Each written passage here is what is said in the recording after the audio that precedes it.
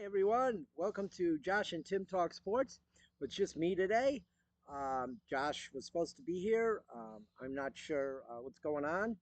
Hopefully, everything's okay with Josh. He's pretty reliable. He's very reliable, actually. Always shows up, um, but he has not shown up. Tried to get a hold of him. I've got no answer back, so I'm hoping everything's okay with my co host. But we're going to go on with the show.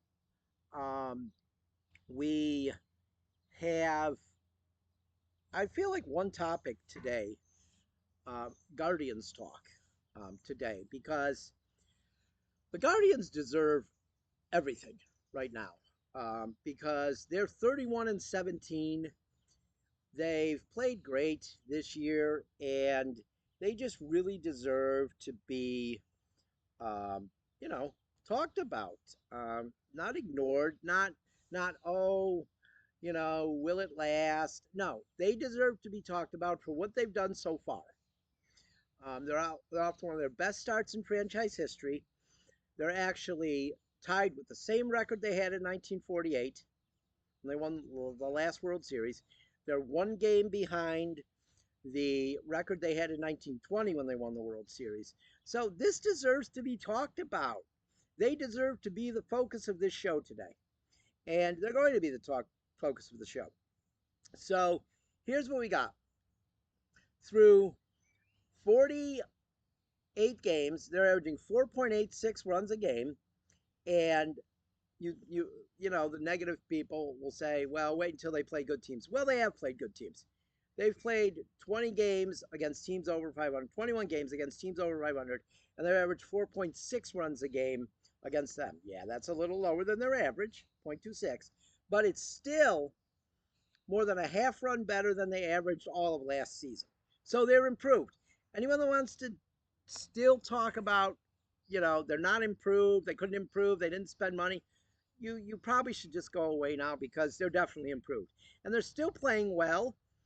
The first week without him was a little difficult, but they're still playing well without Stephen Kwan.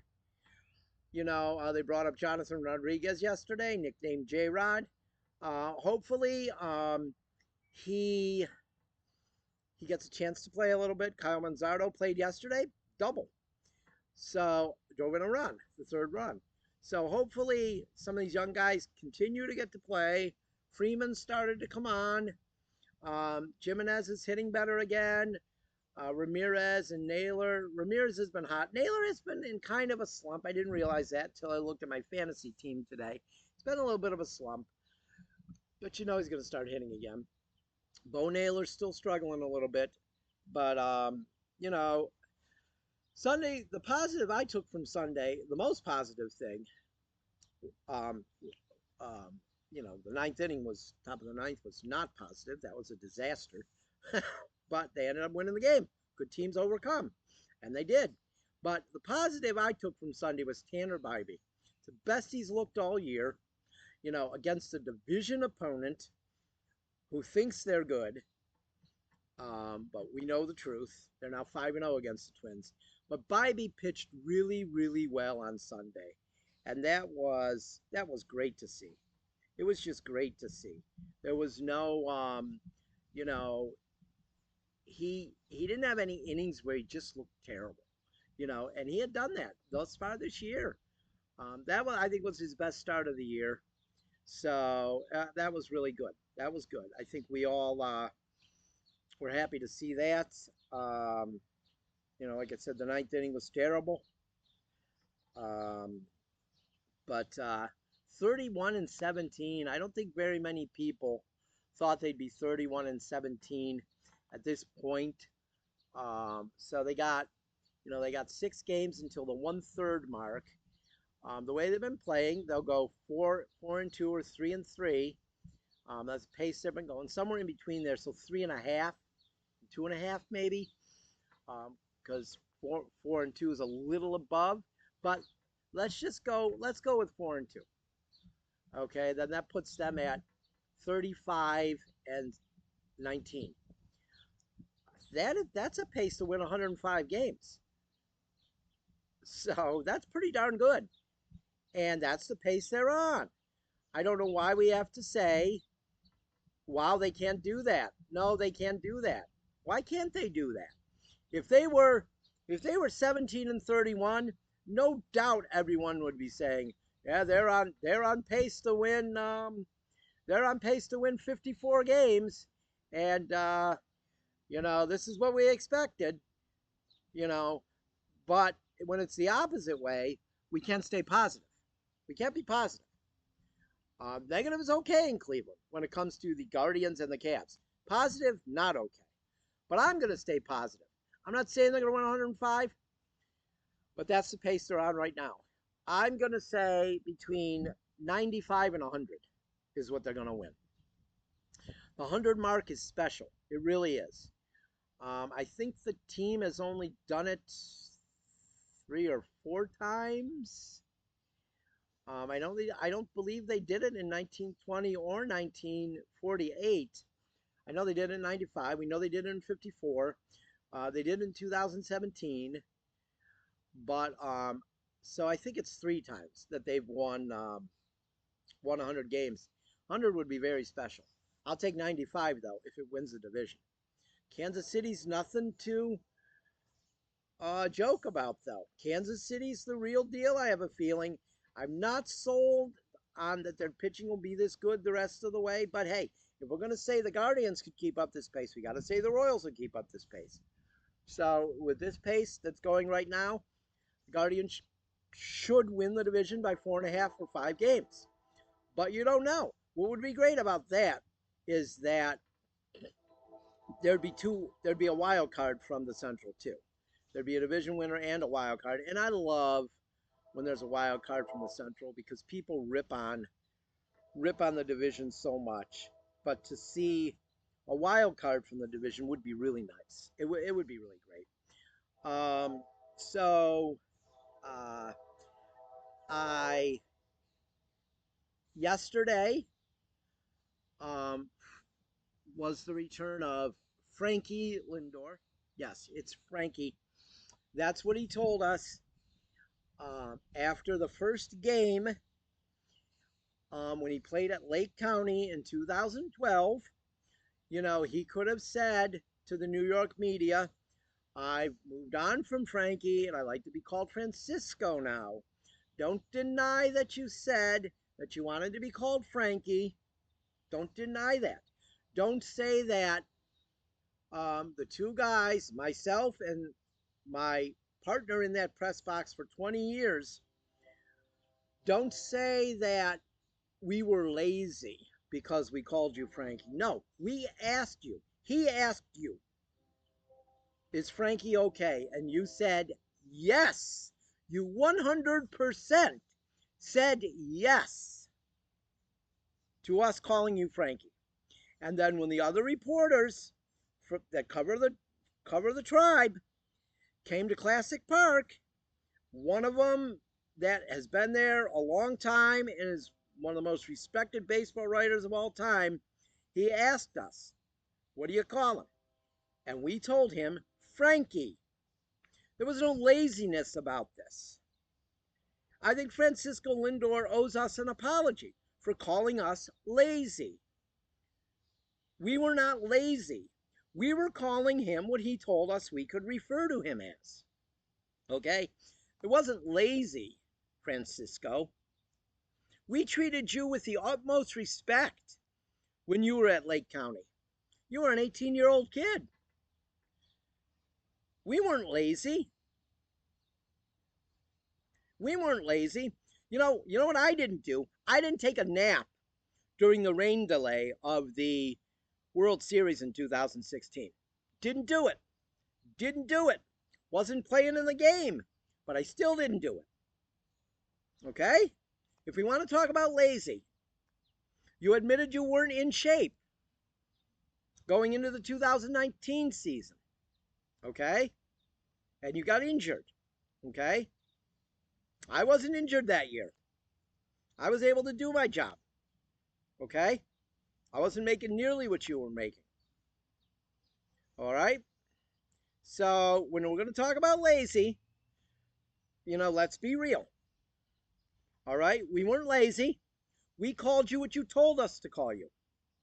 All right? That's all I'm saying. Good luck in the future. You're going to need it. Because obviously, since you left Cleveland, it hasn't been that good. All right?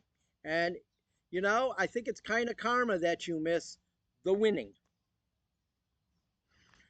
You got what you wanted. You got money. We keep winning. Yes, we haven't won a World Series. Neither of you. But we've had guys win Gold Gloves. You have not. So if you're gonna say stuff, you can smile and everyone believes you. Everyone buys in. But let's be honest here. We were not lazy. We weren't. You know.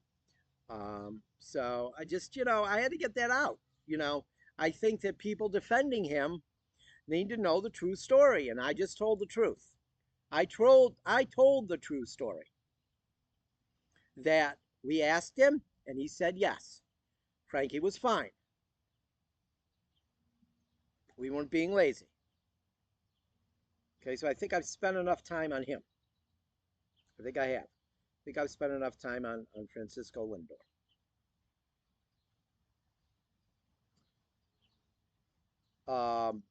But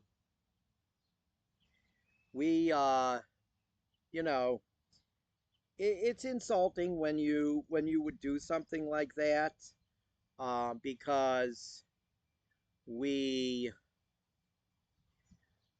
um, you know, we went through the grind. We go through the grind. Yeah, we're not on the field playing, but it's still a grind what we do. And to be called lazy, it's an insult. And for people who have no clue what went on to defend him, because they're just going to believe him because he smiles a lot. It's ridiculous. He had no intention of staying here.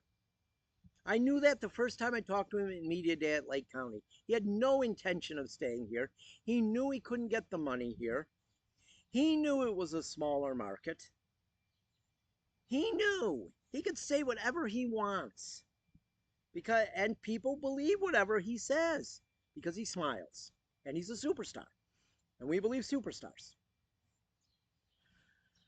So I just feel like um, people need to know the truth about him, and that we were not lazy. We asked him what he wanted to be called, and he said Frankie was fine. So if Frankie was fine then, but it's not now, if I ever write anything about him, I will refer to him as Francisco, because he doesn't like Frankie anymore. Maybe he's too good for Frankie now. Maybe he's just older now, so he likes Francisco. I don't know. But from now on, I'll call him Francisco if I write about him. But there's a pretty good chance I won't write about him because he doesn't play in Cleveland, and I really don't want to write about the Mets too much. So, but we've got the different things. I got to tell you, last night when I'm watching MLB Network and they're talking about different stuff, and Harold Reynolds, um, Harold Reynolds. I'm going to open this up and set my phone in. It's overheat. Well, it's kind of hot in there too. Trying to get my phone so it doesn't overheat again. It already overheated once today. There's no real shade. So, on the set here. But, so what we got here is, um, you know, a team that's playing well, a team that deserves to be given credit. Last night on MLB Network, Greg Amsinger said that he felt that the Guardians should be put in the same category with the Yankees and Orioles now because they're playing that well. And of course, Harold Reynolds, who forgot the kind of player he was, average, maybe slightly above average because of his fielding and his base running, um, he's forgotten who he is. And he said, well, I'm not ready to put him there because they rely on one hitter offensively. Yeah, that's what he said, one hitter offensively. I really would like to know what team he's been watching this year. Because Quan, before he got hurt, Naylor, Josh, Jose Ramirez, and Jimenez has hit better than last year. You know, that's not one. I believe that's four. This is four, not one. Stephen Kwan, Josh Naylor, Andres Jimenez, and Jose Ramirez. That's four, not one. And I'd like to know what he's been watching. Well, what he's probably been watching is the Yankees every night, you know, because he fawns over them constantly. So, but instead of giving the Guardians credit, like he should be doing, hey, look, I was checking the time. My phone is overheating. I had to check the time. So, how are you? But he has to act like they're not good, and he looks like a fool when he says they rely on one hitter. You know, which is complete garbage. Maybe he ought to watch them play once in a while instead of just fawning over the Yankees, who have the huge payroll and are, I believe, 2 games or a game and a half better than the Guardians. Yeah, but they don't belong in the same conversation as the Yankees and Orioles. The Orioles are better than the Yankees. I feel like the Orioles will win that division. They're so loaded with good young talent that I think they'll win that division. But Harold Reynolds, he's focusing on the Yankees. He went to see his Mariners play the other night, as he said. But who did they play? Oh, they're playing the Yankees. Isn't that something? Boy, isn't that something? He didn't go see his Mariners play. He went to see his Yankees play. It's pathetic when a guy like that turns into such a honk just because they're a big market team. Like I've said for years, there's over 300 million other people in this country outside of New York. Maybe they ought to talk about their teams a little bit. Okay? So, they got 2 more with the Mets after tonight, and then they'll go on the road. And the schedule's not going to get easier. It's going to stay about what it's been. The Phillies, who they're 12 games better than last year, they are, but they've only played 6 games with teams above 500. They're 4-2 against them. So the rest of their games are against competition under 500. So I don't expect the Phillies to stay where they are, but they won't say anything about the Phillies because they're a bigger market team. So MLB Network, ESPN, Fox, they're going to talk about the Phillies like it's legitimate. So, but I think, the show's been shorter today, no doubt. No real debate, like with Josh. But let's call it a show now, just because I don't want to ramble too much. I think I made the points that I had set out to make during when I was prepping for the show anyway. Take a sip. Peach Snapple, it's really good. But so next week, hopefully Josh will be back, and then we can do our regular show. But I hope everybody has a good week. Go Guardians, and I'll see you guys next week.